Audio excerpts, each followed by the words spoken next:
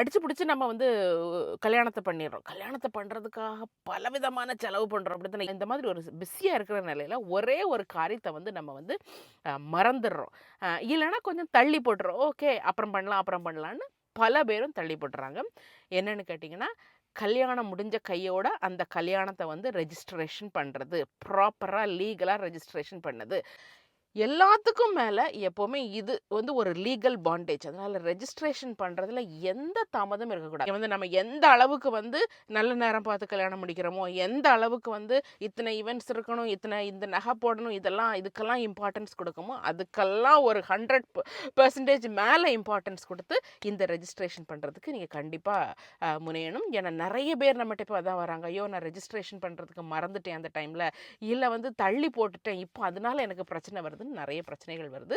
So இந்த ஒரு தாட்ட தான் நாம உங்க முன்னால வைக்கலான்னு நெனச்சேன்.